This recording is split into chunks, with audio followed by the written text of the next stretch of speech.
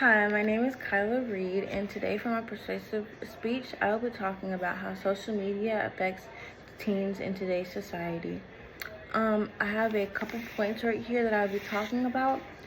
So, all of my points are it increases anxiety and depression, comparison to people online, seeking approval from others, lower self-esteem, and hurtful comments on online and online harassment can easily affect somebody's emotional well-being. Also, I will be talking about how social media causes a loneliness, sadness, and weakens face-to-face skills. Um, we spend more time on phones than with people. Um, Misinformation can affect you in multiple ways, and when false information spreads, it's not good either. So, increases anxiety and depression. This comes from wanting to. This also ties in with comparison to people online.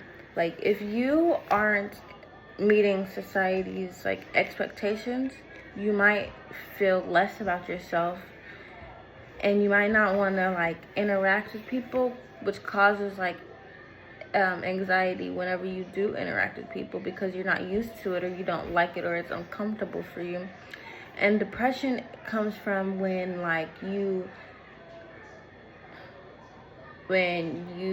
your self-esteem isn't good, and your confidence is affected as well, and if you're not viewed in a certain light that you would like to be viewed at, and it affects you as well.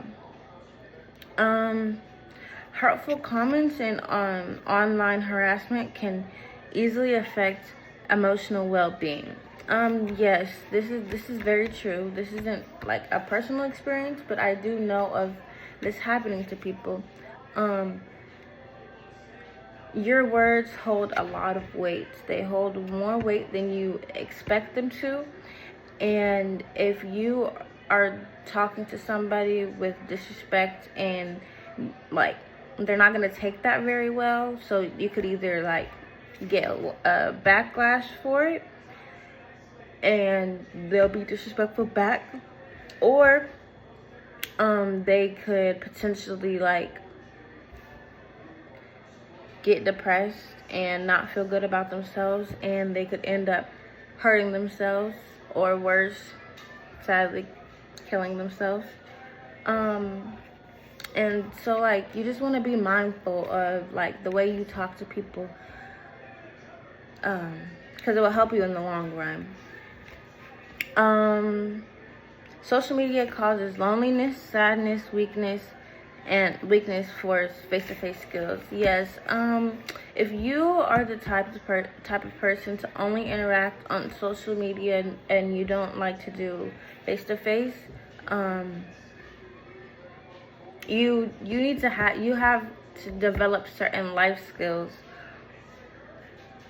And face-to-face interactions is one of those life skills. So if you can't talk to people and connect with people, then where will you get in life? You won't get far in life.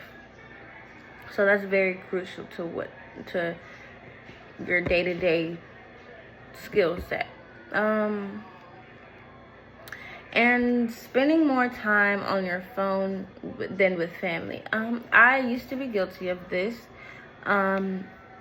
Sadly, but when I realized that time is very short and tomorrow is not promised, I learned to value and cherish every moment that I had with my family, big or small. It helped me not take them for granted. It helped me not take moments for granted. It helped me take life more serious, but also be light about it also. And the last thing is false information spreads. Social media is how rumors spread. Anybody will take any little thing that they see on social media and they'll make a whole story about it. And they won't come to you and ask, is this true? Is this not true? They'll just keep telling, they'll just tell one person, and then the next person will tell somebody else, and then that person will tell 2 other people, and it will just keep going on and on and on. And that's not good when you have a bad name for yourself and none of it is true. But that's the only thing that people see is what was said and not what was true. So yes, I hope that information did persuade you, and yeah.